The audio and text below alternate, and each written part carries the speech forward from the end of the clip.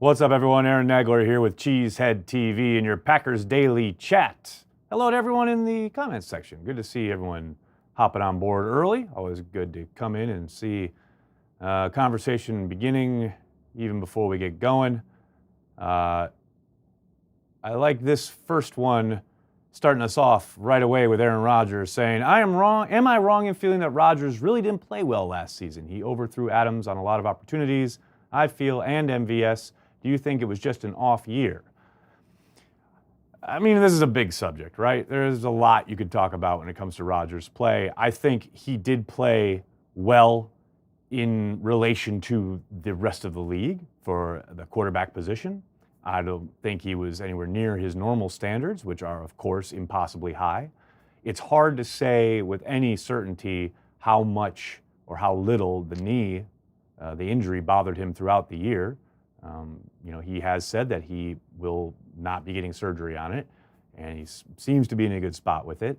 But it's, I think it'd be a fool's errand to try and dismiss it as far as it being a factor in his play for much of the season, especially considering, and I think this is something that gets lost and doesn't get talked about a whole lot, that he re-injured it in that game in Detroit, which complicated things. Now, that doesn't completely excuse some of the missed throws, some of the poor mechanics, some of the questionable decision-making that we saw from Rodgers in places and in spots that we weren't used to seeing from 12 throughout the years. It was definitely a dip in his regular scheduled programming. All of that said, I think there was a confluence of events that led to some of the downtick that are outside of Rodgers' control, whether that was his receivers going down, his relationship with the play caller. But I do expect things to turn around. And I've been pretty kind of vocal about that even before they hired LaFleur to be the head coach and the play caller and the offensive play designer. I do think they'll get things turned around for Aaron with the guys that they're bringing in to work with him. And I expect a big bounce back. And I'm not saying he's going to lay waste to the league. I know last offseason we heard a lot about the Rodgers revenge tour, which obviously never materialized. But I do think he will remind us all what a great talent he is and an elite quarterback, and what that means in 2019 to have Rodgers under center, rejuvenated in a new offense. I think is going to be really exciting to watch. Let's see what we got going here. Hi, Aaron. I hope you are well. Well, thank you, Bo. I hope you are well as well. I'm doing all right. I'm looking forward to getting on a plane tomorrow with my girls and flying to Minneapolis. Outside of that, always happy to talk some Packers with you guys. Hakeem Butler is the name of the chat today. It's like the third time I've seen it. I saw someone earlier asking if the Packers could look at him in the middle rounds. I mean, I don't know how you're defining middle rounds. If you're talking day 2, I guess maybe. I like him as a prospect. I don't know if he'll be available in the middle rounds if you're talking like 4th, 5th, 3rd, 4th, 5th. I mean, maybe the 3rd, but I think he'll be long gone by the time you get to day 3. How do NFL insiders like Rappaport and Schefter get sources? There's actually a great interview with Adam Schefter where he talks about that. I'll try and find the link and throw it up one of these days. They cultivate them. It's a relationship business. Lots and lots of sources are strictly agents. Agents trying to get information out there as quickly as possible. That's why you see national guys get things before local guys. But yeah, a lot of it's just meeting and lots of dinners, drinks, coffees, what have you, talking to people. I jokingly said, I think 2 years ago on Twitter when I was on the beat, when they were actually asking me to try and find stuff out. One of my biggest regrets when I first started 10 years ago, whatever it was that I didn't really schmooze with agents a whole lot. I mean, I went to the Combine 10 years ago and I met agents and I met people in the business, but I never really kind of cultivated sources. It's a very special talent, and those guys definitely have it. It's one that I don't have, a gift for small talk and keeping up with people. And, if I had started that 10 years ago, I might be doing a little bit of reporting, breaking some stories, but I never really tried to do it. And I didn't really like it. So those guys are really good at it. And they make it look really easy, but it is not.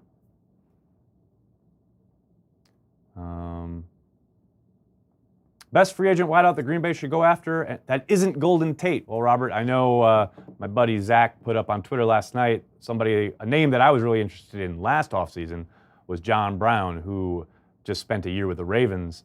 I think he would really complement what the Packers want to do on offense, even more so this year than it would have last year. And I got a pushback from somebody on Twitter about MVS being a bigger, almost just as fast version. I think those are very different types of receivers, and I don't think that you would be stunting anybody's growth by bringing in a free agent. I know last year they were looking at Sammy Watkins and Al Robinson. Those are obviously two bigger perimeter guys traditionally. I think Brown would probably be a good complement to what they're going to be doing with Adams and MVS and EQ on the outside. And don't forget, obviously they have Kumaro. But I think Brown gives them a speed and a shiftiness in the open field that none of those guys possess outside of Adams, maybe. But he's definitely faster than Adams. And I think Aaron Rodgers throwing deep posts to Brown would open things up exponentially underneath, not only for the passing game, but for the running game as well, keeping those safeties honest in it. Kind of the too high safety look that would lend itself to the running game that LaFleur keeps mentioning he wants to get going. So I think Brown makes a lot of sense and for a lot of different reasons. I just really like him as a player. Do you think Trey Flowers will hit free agency? If so, should the Packers go after him? I don't think he'll hit free agency, but yes, I do think the Packers should go after him. Now that said, the Patriots don't have a long track record of paying pass rushers. Obviously, they've let some walk out the door. They've traded some. So I guess, maybe there's a good possibility that he ends up on the open market. I just, when you look at, when you look at the market and you look at all those guys who are going to get franchised and or signed, I know that's what the Patriots do. They pick over the leftovers, so to speak, in the second and third waves of free agency and find guys that they can fit into their system. Will the Packers operate like that? Maybe. But I like Flowers as a player. And we'll see if they, A, if he gets to free agency, and B, if the Packers make a call.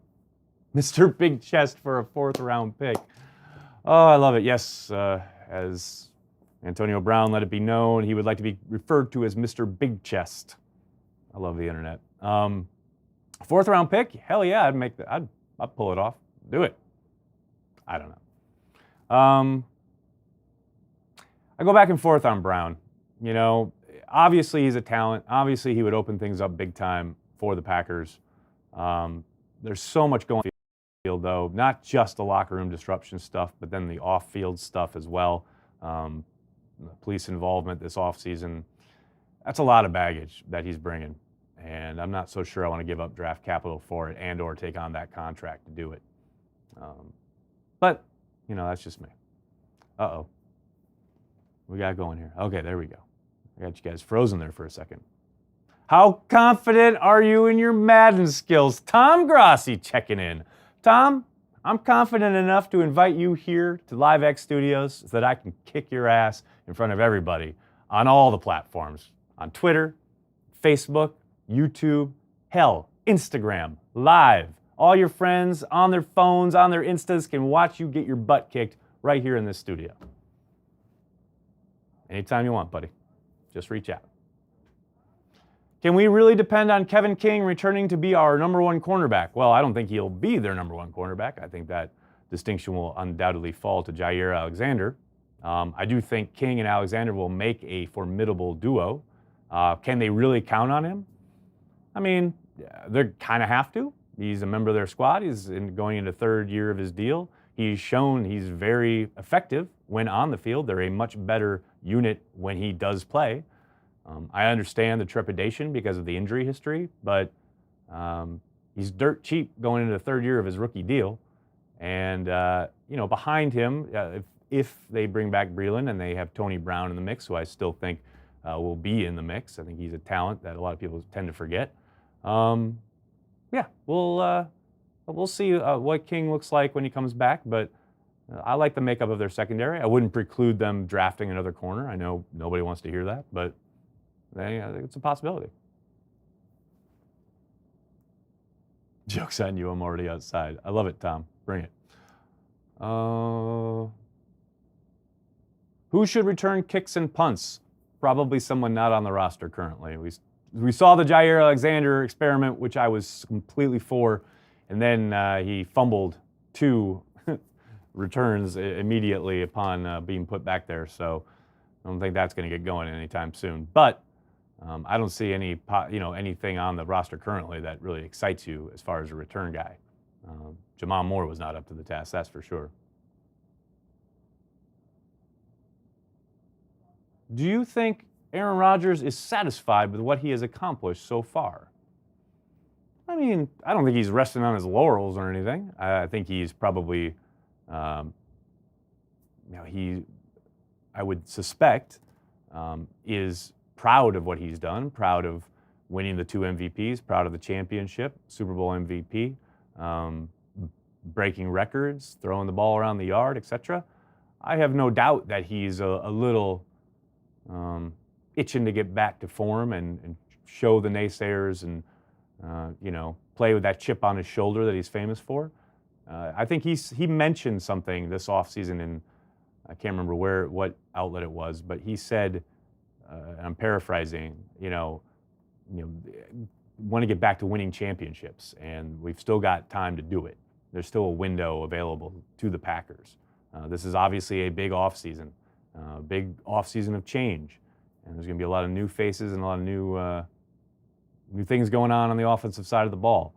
And Rodgers is going to be the point man for all of that. And I think he's got the motivation necessary to get the Packers back to where they want to be. Could we trade Perry? And Wood said trade hurt our cap in any way. It would be good for their cap, but there's no way on earth I can see a team making that trade, because then they would have to take on that contract, especially for a guy coming off an injury. I think that's a non-starter. Let's head over to Twitter, see what's going on over here on the old tweet machine. Michael starts us off with, are younger players in general responding better to younger coaches? If so, is that a generational feature? Is that part of the reason we're seeing a youth movement? Oh, we got a flashing light. Seeing a youth movement in coaching. I think the obvious answer for the youth movement is Sean McVay. I mean, we kind of joke about, if you had a cup of coffee with Sean McVay, you're going to get a coaching job. But make no mistake, the push towards the younger coaches this year in the hiring cycle is because of Sean McVay. The fact that he walked in and you saw Jeff Fisher, a very old school coach, very offensively challenged, fired, and then McVay inserted, and the entire offense turns around. It was like that scene from Wizard of Oz where you go from black and white to color. I think Cincinnati, Green Bay, these teams have undoubtedly looked at that and thought, okay, we've got to get younger. We got to be forward looking. Some teams, Elway out in Denver there, they went old school. Got an older defensive coach. I don't think there's any one way you have to go, but I do think the way forward is getting younger, trying to be a little bit more innovative. Now that said, can you kind of disappear up your backside doing that? You still got to be rooted in sound principles, and you still got to, day in and day out, do a lot of the mundane stuff that's going to build, form the nucleus of a successful football team. And there's something to be said for guys with experience knowing what that takes. And there are a precious few of them on this Packers staff. Now, there are a lot of them. I think it was like 24 dudes on this staff. I mean, that's a lot of guys. I can only hope that what LaFleur mentioned yesterday, and to kind of come back to your first part here, there's going to be a lot of enthusiasm that helps them connect with these players. I think the disconnect and the malaise that we saw kind of come over the Packers these last few years, I think it's a natural reaction to want to infuse it with energy, and youth is a good way to go about it. As far as, will the younger players respond to these younger coaches better? I don't think there's any one right way to do it. It takes a lot of different disparate parts that need to work and gel and coalesce. But I like the prospects. I think they're in a good spot. If I see one more person asking for AB or Bell, I'll lose it. Resign Geronimo. Well, he's a restricted free agent, so that shouldn't be too tough. Move MVS inside. Best available at 12. Draft a tight end at 30. 1 to 2 free agent signings, safety guard preferably. MVS, St. Brown, plus Jimmy with another year in the offense will do wonders. Well, it's not another year in the offense. it's a different offense. Tyler, there's a lot to unpack there. I would say, okay, AB or Bell's not going to happen. You don't have to worry about that. AB, I doubt it happens, but you never know. He is a kind of a game-changing talent, right? And the Packers, while you've listed some very capable, very talented guys, you look at him and it's just it's a different breed. And you put him with Devontae Adams on the other side, and you're really cooking with gas there. So I understand the desire, the itch, so to speak. Now, all that said, I agree with you that Geronimo and MVS with Adams, EQ, etc., Kumaro, I think that's a really talented group. It's hard to see much of, as far as like a true field tilter, somebody who, when you put him out there, defenses are completely keying on him. That's the kind of player AB would be, or Odell Beckham Jr. And those are the reasons those names get discussed. Again, that said, MVS inside, I think we'll see him moved around a lot, but I don't think he's a true slot guy. I think he's destined to play outside. I think that's where he'll really shine. He's very much a prototypical West Coast wide receiver, can play that flanker spot, which can get moved around, but I don't see him as a true slot, quick twitch guy. That's just me. Read Dusty's article on QB1's throwaways on Cheesehead TV. Thank you very much for joining our website. It became more obvious how much we need to improve at wide receiver. Adams, Love 17. Will any of our second years make the jump, or is a wide receiver in free agency a must? Beasley, best free agent. Why do you like OBJ over AB? Both are sideline babies. Again, a lot to unpack. You guys are getting really good at putting in a lot of stuff and a lot of questions in your tweets. All right, why? I'll take the simplest one first. OBJ over AB. This is simply without ever having, well, that's not true. I did meet OBJ, but never having spent any real lengthy quality of time with either gentleman. OBJ, I think, is very much wants to win, all about football, has fun outside of football, talks the truth when he's in interviews, and that, gets misconstrued and twisted into things that aren't reality. I think we all see the stuff on the sideline. Yes, it's a product of passion and wanting to win. I don't mind that. I love that. I invite that. That's not a problem. I mean, maybe it is for you. Not for me. I love it. Yeah, man, beat up all the kicking nets you want. I don't care if you're going out there and drawing safety coverage and coming down the one-handed catches and, putting up 100 yards and a touchdown. I'd bring it. I'll take all the sideline stuff. I don't care. AB, everything that's come out in the last kind of 2 months, that puts him in a very different light. Whether it is, forget the off-field stuff, which I think is a legit concern. Just the kind of way he's now cast the light on Big Ben and aired a lot of dirty laundry. Not that he's not right, but the idea that even before all this came out, he was already doing the things where, the Facebook Live in the locker room and having to get, not reprimanded, but, Tomlin has had to step in a couple times. Like, that to me is much more disruptive and a potential issue, much more so than OBJ, who, by all accounts, all his teammates love him. I don't see any problems there. Obviously there's a little friction with Eli, older guy, not getting him the ball very much, etc. I don't think that's going to be a problem if he came to Green Bay with Aaron Rodgers. That's just, it's very small things, but that's just my kind of take on it. As far as needing to improve at wide receiver for the Packers, I do think most of these guys will take a big jump. We saw MVS kind of come on earlier in the year and then kind of fall away in favor of EQ. I think both of those guys are going to continue to grow. I like Kumaro's potential. I mentioned on Twitter last night, I think he's the real deal. He just needs to stay healthy. That's been his bugaboo his entire time in the league so far. He's shown a lot of potential, flashed a lot, can't stay on the field. Got to do it. As far as Beasley, I like him as a free agent. I like John Brown more. That's just me. Would you be confident enough to take the handicap and play Tom Grassi in Madden on PS4? I'd be happy to, on any platform he wishes.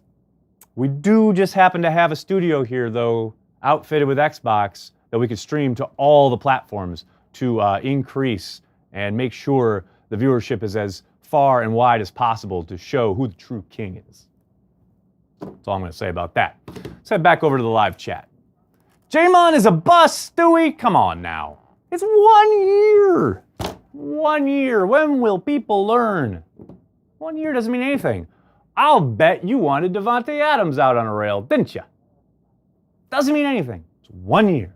Let's see what happens in the offseason. Let's see how he adjusts to not only being a pro full-time through a full offseason, into a new playbook, a new rotation, new coaching staff, new scheme.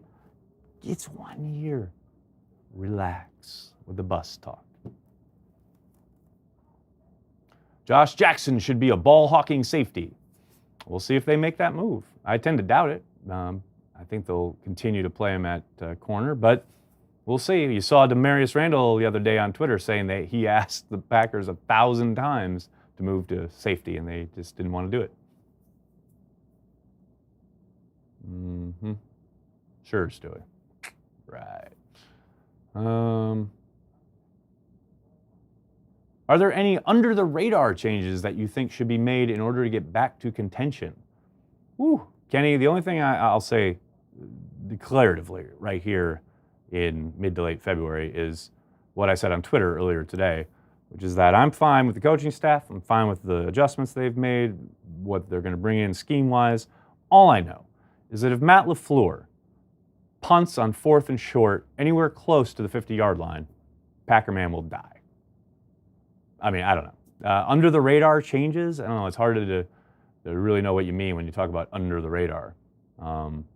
I think they're headed in the right direction, but there's still so much work to be done this offseason by Brian Gutekunst and the personnel group, and we're obviously rubber's about to hit the road, so to speak, with the combine and then free agency and then lead up to the draft. I don't think there's any one specific thing they need to focus on that they're not. Can we get an O-line? They have an O-line. Pretty good one. They do need a right guard, though. I'll give you that one. Should we re-sign Wilkerson? Timo, I think so. I think he will come relatively cheap, given the fact that he's coming off a pretty significant injury. And he's got the familiarity now with the scheme, with Pettin. I don't think he's going to get much out on the open market, so I think it makes a world of sense to bring him back. Now, when you bring him back, I think you got to do it with the idea that he is going to be worked into the rotation. We'll see what they got, but you don't hold back reps from other guys and or preclude yourself from going and maybe drafting another defensive lineman and or signing one in free agency, because I don't think with how he looked early in the year, I thought he was serviceable. I don't think he looked great. Coupled with the fact that he's coming off that injury, I don't think you count on the guy. But I definitely think he probably be gotten for a very team-friendly deal. It's worth it to bring in. Is Hollywood Brown worth a pick? You bet he is. Goodbye, Jamal Williams. Hello, David Montgomery. Why gotta go goodbye, Jamal Williams? Why can't you have all three? I love David Montgomery, though. It's my favorite back. Stefan, thank you. It's very nice of you to say. Remember how Kumaro hurt himself? You bet I do. Can we get a stud middle linebacker? Of course. Did that answer your question? Oh, thanks, Brad. Very nice of you to say. Y'all, Jamal Williams is a fantastic backup running back. Stop trying to kick him to the curb. Aaron, I could not agree more. I get Jamal Williams is not the flashiest guy, doesn't have the slickest moves, but he's a very good runner, a decent receiver out of the backfield, and he keeps Aaron Rodgers upright better than anybody back there. I don't think you got to give him, 12, 15 carries a game, but he is definitely worth a roster spot. A butt kiss on the Packers squad. What a crazy world. They had a nice interview with Dit Butkus's nephew, whose name I refuse to learn. I'll learn it eventually. But yes, Packers.com has a nice interview with him. Is Cheesehead TV going to be at the draft? Evan, we will not be on site at the draft, but we will be covering it right here from our studio. Be ready. A lot of fun stuff coming up. Speaking of busts, who was a bigger free agent bust, Joe Johnson or Cletus Hunt? Oh my God, that's not even close. It's not even close, Andrew. Joe Johnson is one of the biggest free agent busts ever in the history of the Green Bay Packers organization. I mean, Joe Johnson. by a mile. What position do you think we need to address most in the draft? I don't know about most, but I think the most important one is guard, right guard, finding a guard. And it may take a couple picks to do it, but I do think, edge obviously is a need, safety is a need.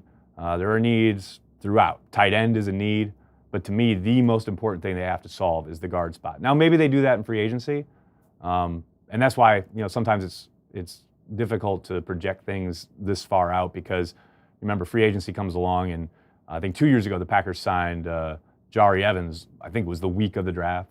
Years ago they signed Charles Woodson the week of the draft. So sometimes those signings happen late in the free agency game, and it kind of changes your priority draft-wise. But I think more than anything, you need to develop some more talent along your interior, specifically because you just paid Aaron Rodgers $1 billion. Let's keep him upright, shall we?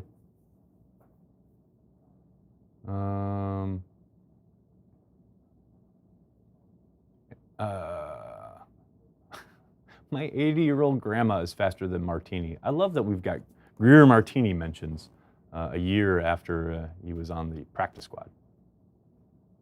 Or not even the practice squad, the training camp squad. When do we know who will be tagged and all that dream killing stuff? Well, we've started already. We've got some reports. Yesterday was the first day that teams could start placing the tag. Teams will wait and try to work out deals, most likely. Others will just go ahead and just place the tag knowing they can't make a deal. But the window's open right now. We should get a good idea probably this next week to 10 days. Martinez is at his best when he's rushing the passer. I don't disagree with that assessment. I think he is really good at it, has a knack for it, and needs to be allowed to do it more. They don't call his number a lot, or at least they didn't last year. But when they did, he was really effective. And I'm with you. I think they need to let him off the leash a little bit more and let him get after the quarterback. The Packers need a Reggie White and Nick Collins type of player. Aaron, well, that would be lovely. Unfortunately, those just don't be lying around all over the place all the time. Nick Collins obviously was drafted in the second round, so maybe in the second round they'll find somebody. Reggie White is a once-in-a-lifetime prospect, man, happening. He changed everything in Green Bay. So, yeah, it'd be nice to have one of those, but they come along very, very infrequently. Is there anyone that Gutekunst could tag? I mean, he could tag anybody he wants, but as far as who's set to be a free agent, but I don't see anybody worth, if you look down the list of pending free agents, I don't see anybody worth tagging. The Packers haven't utilized tags very much throughout Ted Thompson's tenure and now Gutekunst, obviously, but I don't think there's anybody you would want to put the tag on, any of the transition or the franchise tag on. After the Pats utilizing the power running game so well, do you see a resurgence of the fullback in the league? Will the Packers sign one to the 53 this year? Well, I don't think it's because of anything the Pats did, but I do hope they sign a fullback. I think we saw some of the limitations they had without one. Then they finally got one later in the season. I don't think he was very good, but yeah, I think it's best to be multiple, and it's best to have that as part of your toolbox to be able to go to it. We saw the Patriots, like you mentioned, they did a great job after Gordon was traded for, and then they kind of became one thing on offense, and then Gordon was out of the picture, and then they kind of morphed into what you're talking about there, the power running scheme. They did utilize a fullback. It's nice to have, right? It's nice to have that as part of your toolbox to be able to go to it. Now, that said, LaFleur is coming out of a system with Shanahan's tree, so to speak, that utilizes backs a lot of different ways, and they can utilize a fullback. And we've seen, I think, last year particularly, once his quarterback went down, Shanahan had to get creative. And I loved some of the stuff he did with the fullback spot. Now, they signed one in free agency a couple years ago with, a pretty significant contract, fullback-wise. I don't see the Packers going that route, but I do think it would be smart to go and acquire one and be able to mix it in, so to speak, when necessary. Retread on Sitton or Lang if a cap casualty. I mean, you never say never, right? I'll be surprised. I mean, this is just a hunch. I have no inside information here, but I'll be surprised if Lang doesn't hang it up, actually. I mean, we'll see. He hasn't said anything. But that concussion issue seemed pretty significant last year. And I think there's a chance that he retires. Now, again, I don't know anything. We'll see. As for Sitton, I would have said never in a million years would that happen if Mike McCarthy was still the coach. But, you know, McCarthy's out of the picture now. Maybe. But again, I doubt it. Lang and Sitton have the backs of two 70-year-olds. Why would Gutekunst bring them back? Dumb. I mean, it's all about your ROI, right? If you can get them on a really super cheap, team-friendly deal, that's not dumb. Especially if it's like late in the process and they're desperate and you can bring them in for nothing. I don't hate that.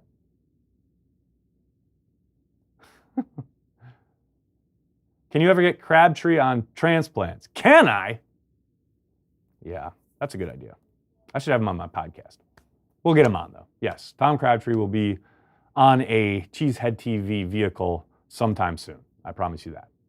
All right, everybody, I'm going to have to jump. Thank you so much for all the questions. I'm sorry if I couldn't get to yours. There's a ton here. I love you guys are here every day talking to me. I can't thank you enough. I'm truly appreciative that you make Cheesehead TV, these chats, everything we do, part of your Packers routine. There's a ton of content out there. It's a glut of stuff that you got to work through. I understand that you could go anywhere to talk Packers with anyone, and you choose to do it here with me and with us. Thank you so much. Like I said yesterday, I'm going to be off now pretty much for the rest of the week. I'm flying out to Minneapolis tomorrow with my girls. I'm very excited. I'll still be on Twitter intermittently. If, God forbid, any breaking news happens, I'll probably jump on and do Facebook Live or YouTube or something. But in the meantime, keep checking everything at Cheesehead TV. Everything we do it for you. Dedicated to Green Bay Packers fans worldwide. Thanks a lot, everyone. Have a great night.